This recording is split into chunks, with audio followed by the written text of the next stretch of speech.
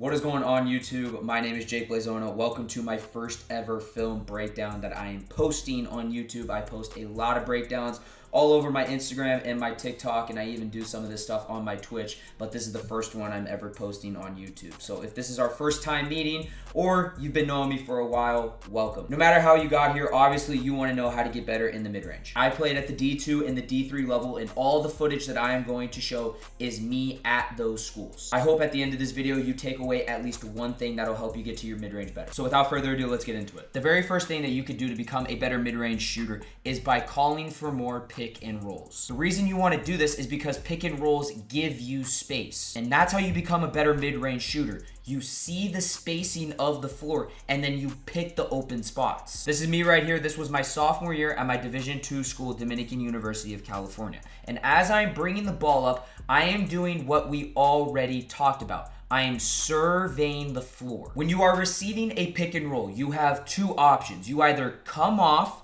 the way the screen is being set, so in this case, it would be me going to the middle, or your second option is to reject the ball screen and go the opposite way of how it is being set, which in this case would be me driving to the right towards the baseline. As my teammate Matt is getting set, I see number 4 is sitting in this gap to my right, so I don't want to drive that way. There's not a lot of space. However, the defender guarding my teammate Tyler is above the three-point line. So I see that the middle of the floor, right at the free throw line, is wide open. My teammate Matt makes contact as he is rolling. I rise up and I knock it down. This is me bringing the ball down the floor. This was a design play that we ran. I passed the ball to the wing. I cut across the middle of the floor, and now I am receiving an empty side pick and roll. This is very similar to the first clip, but there's some differences. The first difference being this corner is empty. In that very first clip, I had one of my teammates in the corner. The second difference, my teammate Matt is setting the screen with his shoulders angled towards the baseline. In the first clip, he was setting it so I could come off to the middle, not so I could come off to the baseline. As he is getting set, I am evaluating the floor. Once again, where is the open space? Once I see the open space by the baseline, I come off this screen and I try to get there as quickly as possible. You will notice though, that space gets reduced very quickly. These two guys both come over in to help, so I know I can't get all the way to the rim. But that's fine, because I came off that screen, I once again had space, so I'm able to get into my mid-range pull-up. In this clip, this was my junior year at my Division III school, Pacific University. I had the ball in the middle of the floor. When I was growing up, I always used to struggle with aggressive defenders. What I eventually learned is that you don't have to beat those guys one-on-one. You can just call for ball screens. The guy who was guarding me was the defensive player of the year in our conference back-to-back. He won it 2 times in a row. So I knew blowing past him and just beating him one-on-one was not an option. I call for the middle ball screen, and it is happening in the middle of the floor, which is why we call it a middle ball screen, as opposed to the last clip, which was a side pick and roll because it happened on the side of the floor. My teammate Gabe makes contact with my defender, and I make sure to come off shoulder to shoulder. When you come tight off of pick and rolls, you now give yourself space. The defense was in a pick and roll coverage we call drop. The defender guarding the screener is dropping back, and he is doing that because they want to take away 2 things. They want to take away the roller, number 24 in this case, and then they also want to take away the ball handler from getting downhill and getting to the rim. The secret to beating a drop coverage is finding a spot in the mid-range, and because I came off shoulder to shoulder with my teammate Gabe, I am now able to get to my mid-range pull-up.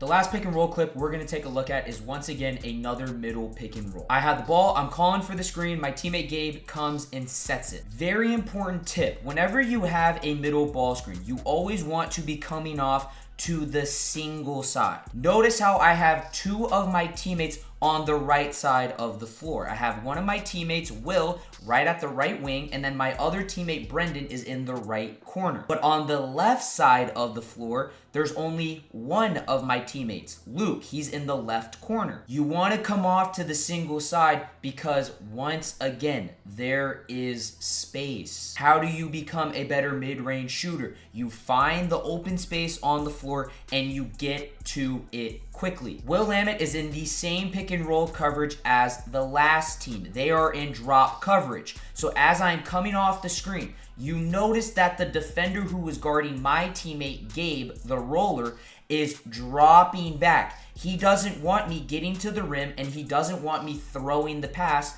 to my teammate Gabe. Let's test your knowledge. What is the key to beating a drop coverage? Getting to your mid-range pull-up. And when you come off a screen, you have space to make that happen. I get up, I get into my jump shot, and because the defender is out of position, he fouls me. It's an and one, I go to the line, and I make it a 3-point play. The next way you could get more mid-range pull-ups is by utilizing pump fakes. Jake, are you serious? Yes, I am. Pump fakes are extremely effective. The reason they are so effective is because if you are able to shoot the three, defenders have to play you for that. Right as I get that ball, the first thing that I do is I put my eyes to the rim, I drop low, and I go like I'm going to get a catch and shoot three. If you are a good 3-point shooter, you need to be doing this every single time. You need to be getting your eyes to the rim, and you need to be dropping low like you're gonna take that shot. Defenders don't know the difference, and if you can do this, you will sell the three and you'll be able to get to your spots. Also, we're gonna take it a step further. Why did I choose to take the mid-range instead of getting all the way to the rim? These two defenders in help started to move over extremely quickly. Very similar to what I already showed, but in college, defenders are good at collapsing on space. Me recognizing that they were moving over, I don't go to the rim, I take my mid-range pull-up. In this clip, as my teammate Garrett drives the ball to the baseline, I fill behind him in this open space. And I do that so I could give him an outlet. Because I shot a good percentage from behind the arc, my defender who's closing out on me is playing me for the three. So what do? I get my eyes to the rim, I get the ball to my forehead, and I take one dribble and get to my spot. At this point, I've already made it up in my mind that I'm going up with the shot. It's simple, it's easy, it's one fluid motion, and I knock it down. I've said it once, and I'm gonna say it again. If you want to set up your mid-range, it really does help if you can shoot the three, because when defenders close out on you, they are going to be closing out and playing you for the three. So if you get your eyes to the rim, you get the ball up, you sit low, you'll get defenders in the air, you'll be able to get 1 to 2 dribbles, and you'll get your mid-range pull-up. How else can you get to your mid-range pull-up? Well, if you have some go-to moves, you can bring those out in ISO situations. I'm on the left wing. My teammate Drew is using the ball screen. He gets it swung to me, and now I have an ISO. In order for ISO moves to be effective, first of all, you need to work on them over and over again. For me, I mastered the right to left crossover. And the way I sold it was I tried to drive middle, and right as I saw the defender's right foot as the top foot, I crossed over. The defender's playing me for the drive. I see the top foot. I cross over back to my left. I get to my pull-up, and I knock it down. I want to put a lot of emphasis on you having a go-to move, because there are going to be situations where you're gonna have ISOs and you're gonna need to go get a bucket. If you've worked on a shot 1,000 times and you've made 1,000 of them, you're gonna feel very confident in the game to get to that move. I have the ISO on the left wing. I'm surveying the floor. I notice it's a one-on-one, so I size my defender up, and even though he's in a flat stance, he doesn't have a top foot,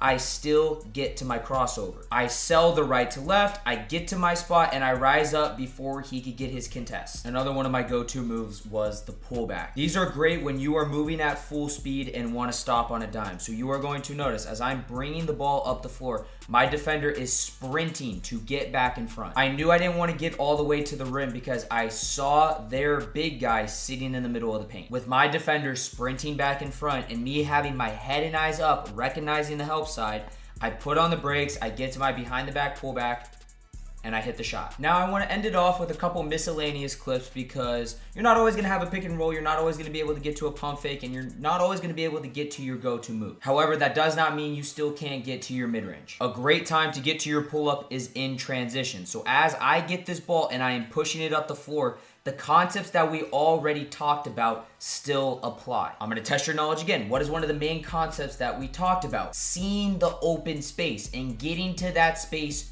quickly. Do I want to drive to the right side of the floor where there are 2 defenders sitting in the gap and then a third coming back? Or do I want to drive to the left side of the floor where there's all this open space? And this is another thing you guys may not know about me. I was not a good driver all throughout high school and college. So do I want to drive into a heavy contested area where I'm probably going to get my shot blocked? Or do I want to go to the left side of the floor, act like I'm driving, and get to my mid-range? Well, I'll take option number 2. Thank you very much. And I'm going to take the 2 points as well. When's another good time you could get to your mid-range? Well, I'm glad you asked. It is when you are coming off ball screens. We talked about on ball screens, which are pick and rolls, but off ball screens happen when your teammates are coming to set screens for you and the basketball is not in your hands. I'm over here in the left corner and my 2 teammates, Zach and Gabe, are coming to set a stagger screen for me. It is called a stagger screen because they are staggering themselves with their positioning. And when you are coming off screens, you need to be reading the defense. You can't just be running off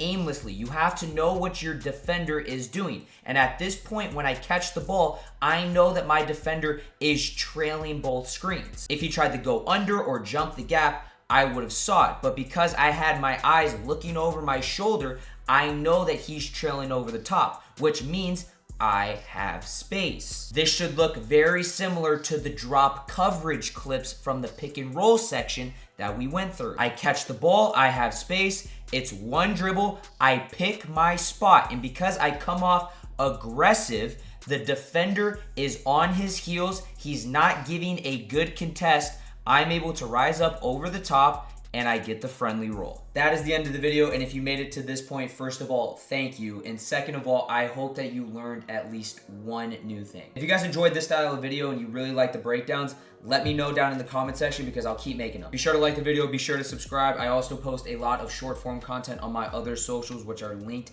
down in the description, but I really appreciate you guys being here. I'll catch you in the next one.